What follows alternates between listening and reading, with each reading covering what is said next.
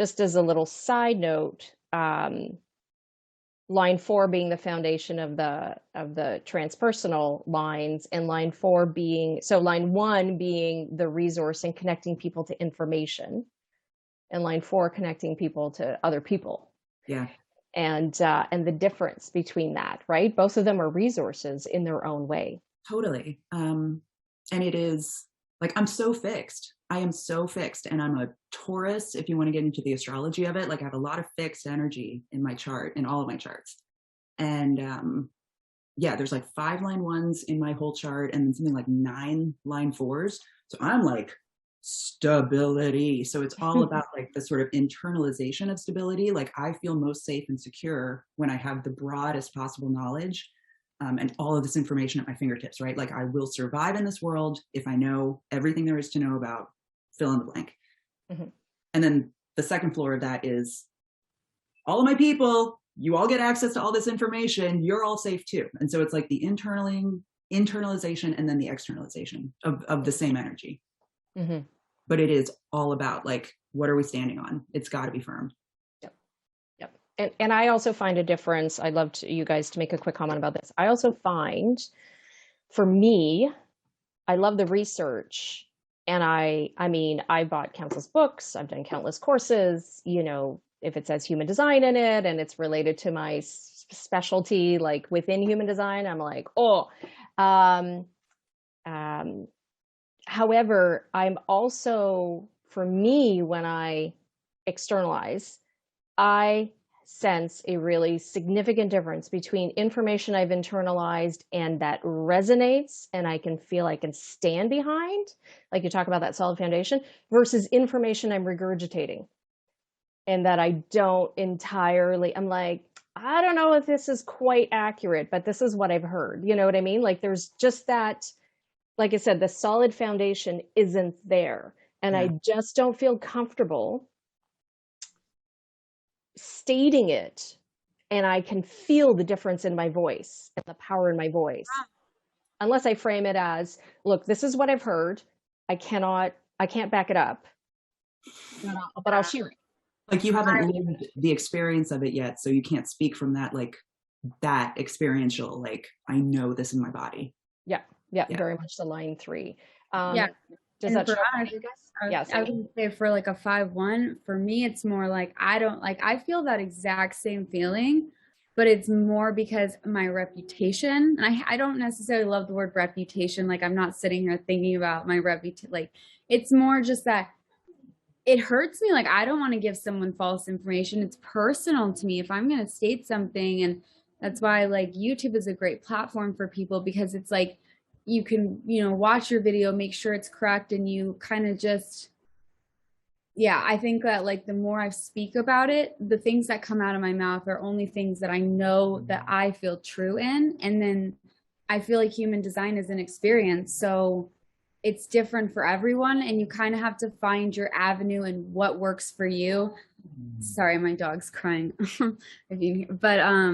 Like I focus a lot on mental health. So utilizing that mental health and human design really makes me feel like I'm not just saying the same thing that I read in a book, or, because that's always my worst fear, is like saying something that feels like it's just coming from a statement that I could have watched another video. And so I think, using personal experiences can really help make you feel more solid in what you're saying as well.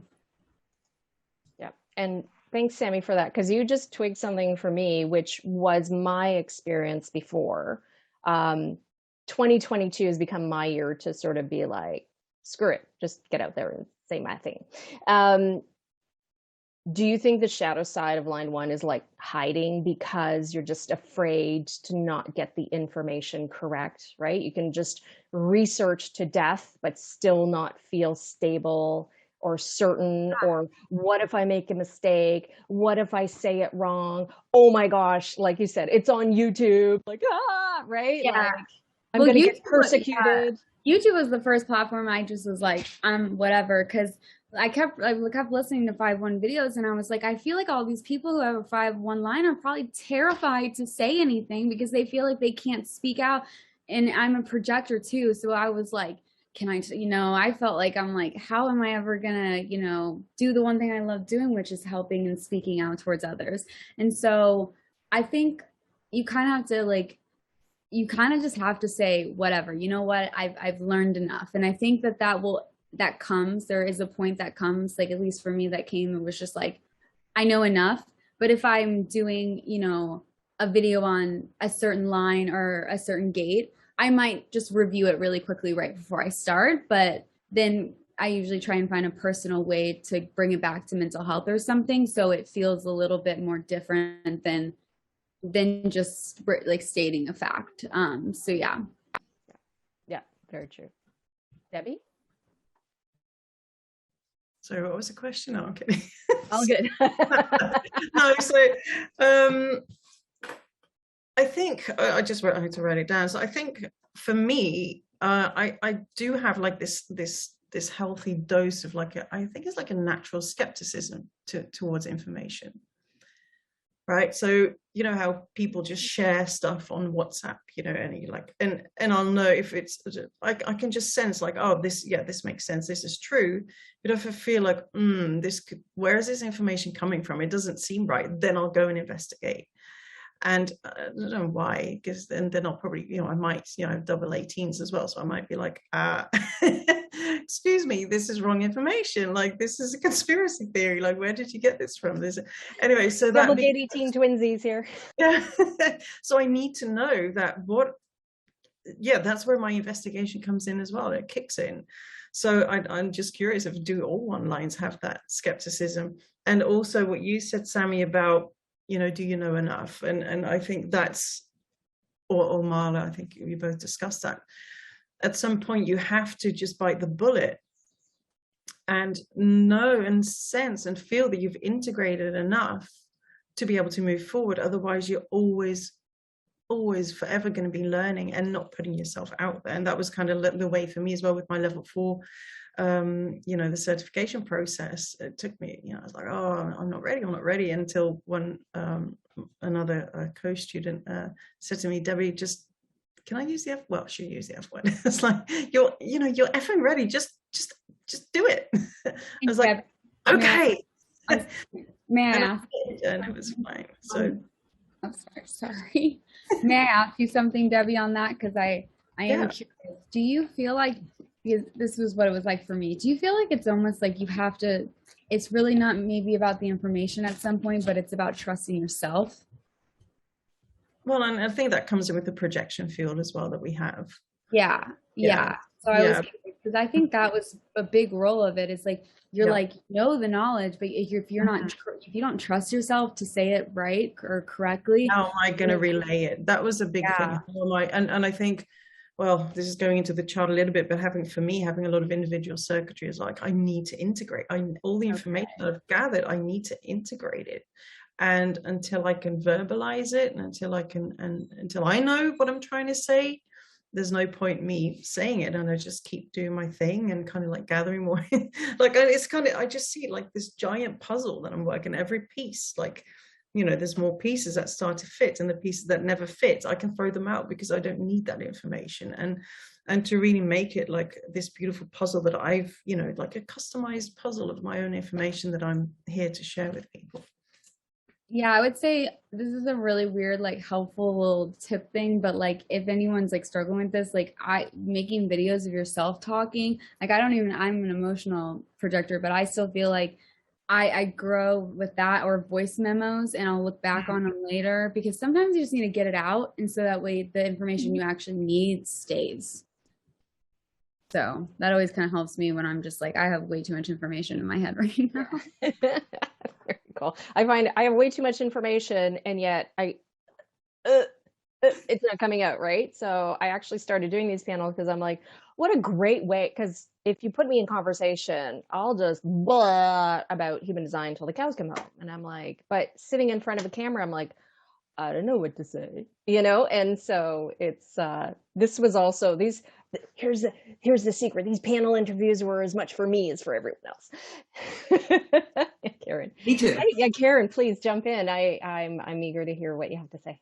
Well, there's there's an article that Richard Rudd wrote about the profile lines. And so he says the shadow side of the line 1 is being insecure. And so, you know, it's like fear, survival, security. The first line is always kind of about foundations, and it's because of it, you know, it's a fear frequency survival thing. And so like the natural sort of shadow side of that is being insecure. So like as a 1/4, my shadow is being insecure about being unaccepted, right? Like unaccepted in the group, in the network, whatever. So that's the line 4 expression of it. The third line, I think the third line keynote was shame. So like I'm insecure about being ashamed at like not saying the right thing or not like conveying the correct information. And then the fifth line is paranoid. So is it true as a 5/1 that you're paranoid about being insecure or paranoid about being viewed as insecure by others? Because that to me is very interesting. See, I don't think anyone ever sees the insecurity. There's few people, when someone really knows me, they see that. Yeah. But it's most people are just they're not gonna see that, no. And that's the difference, I think, with the unconscious. They're gonna see the 5.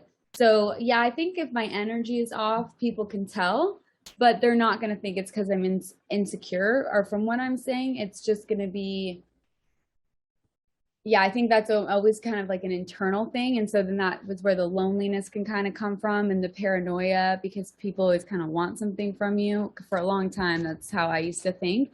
And a lot of it was because I was at a lower vibration and I wasn't treating myself with respect. And if I didn't treat myself with this respect and love I deserved, then how could I expect other people to do that? So when I learned that lesson, that's when things really changed for me, was when I started loving myself and accepting myself first. That's when, like, I think that like the 5/1 profile, that's why it hit me so hard, because I think that was the lesson I really needed to learn in life in order to help people the way that I wanted to. Yeah, I can resonate with that. And now, as a true line 1, Karen, you were talking about Richard Rudd's Gene Keys. I was like, oh, I have that document. And so I've looked it up while you were talking. Yeah. Oh my God. In true MG fashion, you're like, true MG fashion. Let me multitask the F out of this. So the line 1, actually, these are categories in the Venus sequence keynotes, but the line 1, the emotional shadow, is repression, and the wound patterns is hidden, so hiding. Right. And it's that, like you said, it's that insecurity. It's that fear. I don't know enough. Right. I might be called out for getting something wrong. Right. I think there was a big fear as a line 1, like, I might get it wrong. And, and we, you know, and that's a real challenge because we have to let it go. And like Debbie, you said, double gate 18s too. Yes, Sammy. Are you talking about the one that I've got right here? Sorry about the article. And yeah, I just didn't want to interrupt, but yeah, whatever article you guys were talking about, because I have no idea how you look that up so fast. Like, I didn't even see you move up muscle. I have a Dropbox database of like human design documents and notes. It's so impressive. I was like, dang, like I wish I had that for moments I need that. Like, that is some smooth spy stuff right there. Oh, but yeah, I want to know if you have the 1762. Who, me? Like, yeah. No, I do not. Okay. It feels very logical and organized to be like. Yeah, I have double gate 18s, and well, you see, here's the one thing: I am open head nausea, and there's a lot of chaos, MG chaos, like around me. But at the same time, I try to label stuff, and because when we talk about library, like my new library is online, and there and like my hard drive and my storage, because there's nothing like the experience of having all this information and not being able to access it. Right? Because it's like, it's somewhere in a book and I don't remember where it is. Right? And there's a whole lot of frustration with that. So I actually, this is why I love Kindle books and why I love my, computers and the search functions, because I could put the keywords in and like, right? And go right in there. So, and I've heard this, that the internet is actually like 1/3 projector energy. So that I'm like, totally makes sense, right?